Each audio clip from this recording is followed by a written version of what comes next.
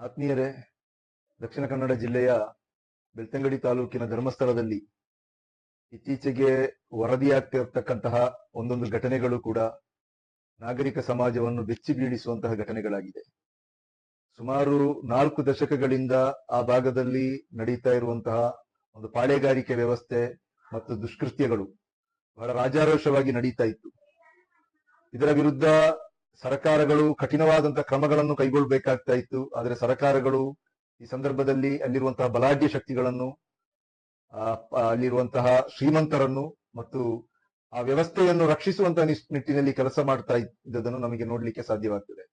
ಅದೇ ರೀತಿ ಇಂತಹ ಘಟನೆಗಳು ಆಗ್ತಾ ಇರುವಾಗ ನೂರಾರು ಯುವತಿಯರ ಹೆಣಗಳು ಹೂತಿದೆ ಅಂತ ಹೇಳುವಂತಹ ವರದಿಗಳು ಬರ್ತಾ ಇರುವಾಗ, ಸ್ವಂತ ಹೆಣಗಳನ್ನು ಹೂತಿದಂತ ವ್ಯಕ್ತಿಯೇ ಬಂದು ಈ ಬಗ್ಗೆ ನ್ಯಾಯಾಲಯದಲ್ಲಿ ಹೇಳಿಕೆಗಳನ್ನು ಕೊಡುವಾಗ ಇದರ ವಿರುದ್ಧ ರಾಜ್ಯದಾದ್ಯಂತ ದೊಡ್ಡ ಪ್ರತಿಭಟನೆಗಳನ್ನು ಮಾಡಬೇಕಾಗಿತ್ತು. ಆದ್ರೆ ಈ ರಾಜ್ಯದ ಮುಖ್ಯ ರಾಜಕೀಯ ಪಕ್ಷಗಳು ಈ ವಿಚಾರದಲ್ಲಿ ಮೌನ ವಹಿಸಿ ಯಾವುದೇ ಪ್ರತಿಭಟನೆಗೆ ಹೊರಡದೆ ಒಂದು ಮೌನದಿಂದಿದ್ದಾರೆ. ಇಂತಹ ಸಂದರ್ಭದಲ್ಲಿ ಜವಾಬ್ದಾರಿ ಇರುವಂತಹ ರಾಜಕೀಯ ಪಕ್ಷವಾದಂತಹ social democratic party of India ಸಾಮಾಜಿಕ ಕಳಕಳಿ ಇರುವಂತಹ, ಜವಾಬ್ದಾರಿ ಇರುವಂತಹ ಒಂದು ಪಕ್ಷವಾಗಿದೆ, ಬದ್ಧತೆ ಇರುವಂತಹ ಒಂದು ಪಕ್ಷವಾಗಿದೆ. ಈ ಪಕ್ಷ ಈಗಾಗಲೇ ಹೋರಾಟ ಮಾಡಲಿಕ್ಕೆ ತೀರ್ಮಾನವನ್ನು ಕೂಡ ಕೈಗೊಂಡಿದೆ. ಈಗಾಗಲೇ ನಾವು ಪತ್ರಿಕಾಗೋಷ್ಠಿಯಲ್ಲಿ ಈ ಬಗ್ಗೆ ಸ್ಪಷ್ಟವಾದಂತಹ ಸಂದೇಶವನ್ನು ಕೊಟ್ಟಿದ್ದೇವೆ. ಅದರ ಭಾಗವಾಗಿ ಗುರುವಾರ 17ನೇ ತಾರೀಕು ಬೆಳ್ತಂಗಡಿಯಲ್ಲಿ ಒಂದು ದೊಡ್ಡ ಪ್ರತಿಭಟನೆ ಮಾಡಬೇಕು ಅಂತ ನಾವು ತೀರ್ಮಾನ ಮಾಡಿ ಆ ಪ್ರತಿಭಟನೆಗೆ ಪೊಲೀಸ್ ಇಲಾಖೆಗೆ ಮನವಿಯನ್ನು ಕೂಡ ಕೊಟ್ಟಿದ್ದೆವು. ಆದ್ರೆ ಇವತ್ತು ಪೊಲೀಸ್ ಇಲಾಖೆ ನಮ್ಮ ಏನು ಪ್ರತಿಭಟನೆಗೆ ಕೊಟ್ಟಂತಹ ಆ ಮನವಿಗೆ ಪ್ರತಿಭಟನೆ ನಿರಾಕರಿಸಿಕೊಂಡು ನೋಟಿಸ್ ಕೊಟ್ಟಿದ್ದಾರೆ. ಪ್ರತಿಭಟನೆ ಮಾಡಬಾರದು ಅಂತ ಹೇಳುವಂತಹ ರೀತಿಯಲ್ಲಿ ನಮಗೆ ನೋಟಿಸ್ ಕೊಟ್ಟಿದ್ದಾರೆ. ಇದು ಪ್ರಜಾಪ್ರಭುತ್ವ ವ್ಯವಸ್ಥೆಯಲ್ಲಿ ಬಹಳ ತಪ್ಪಾದಂತಹ ಒಂದು ಪ್ರಕ್ರಿಯೆ ಆಗಿರ್ತದೆ. ಪೊಲೀಸ್ ಇಲಾಖೆ ಅಥವಾ ಸರ್ಕಾರ ಜನರ ಹೋರಾಟಗಳನ್ನು ಹತ್ತಿಕ್ಕುವಂತಹ ಪ್ರಯತ್ನಗಳನ್ನು ಮಾಡ್ತಾ ಇದೆ.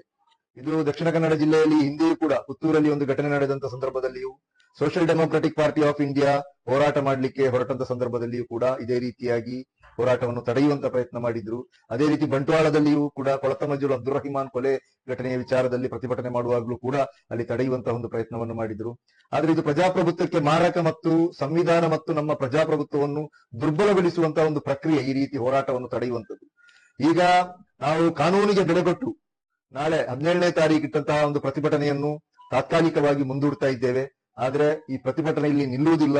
ಇದು ಕೊನೆಯಲ್ಲ, ಪ್ರತಿಭಟನೆಯ ಆರಂಭ. ಮುಂದಿನ ದಿವಸದಲ್ಲಿ ಈ ವಿಚಾರದಲ್ಲಿ ಜಿಲ್ಲಾದ್ಯಂತ, ರಾಜ್ಯದಾದ್ಯಂತ ದೊಡ್ಡ ಮಟ್ಟದ ಹೋರಾಟಗಳನ್ನು ಸಂಘಟಿಸಲಿಕ್ಕಿದ್ದೇವೆ. ಆ ಸಂದರ್ಭದಲ್ಲಿ ತಾವೆಲ್ಲರೂ ಕೂಡ ಈ ಸಂವಿಧಾನಬದ್ಧ ಹೋರಾಟದಲ್ಲಿ ನಮ್ಮೊಂದಿಗೆ ಜೊತೆಯಾಗಬೇಕು. ಈ ಹೋರಾಟದಲ್ಲಿ ಸಕ್ರಿಯವಾಗಿ ಭಾಗವಹಿಸಿ ಆ ಆರೋಪಿಗಳಿಗೆ, ಅಪರಾಧಿಗಳಿಗೆ ಗರಿಷ್ಠ ಶಿಕ್ಷೆ ಆಗುವಂತ ರೀತಿಯಲ್ಲಿ ನೋಡಿಕೊಳ್ಬೇಕು. ಸಂತ್ರಸ್ತರಿಗೆ ನ್ಯಾಯ ದೊರಕಿಸುವ ನಿಟ್ಟಿನಲ್ಲಿ ತಾವೆಲ್ಲರೂ ಕೂಡ ಈ ಹೋರಾಟದಲ್ಲಿ ಜೊತೆಯಾಗಬೇಕು ಅಂತ ಈ ಸಂದರ್ಭದಲ್ಲಿ ವಿನಂತಿಸ್ತಾ ಇದ್ದೇನೆ.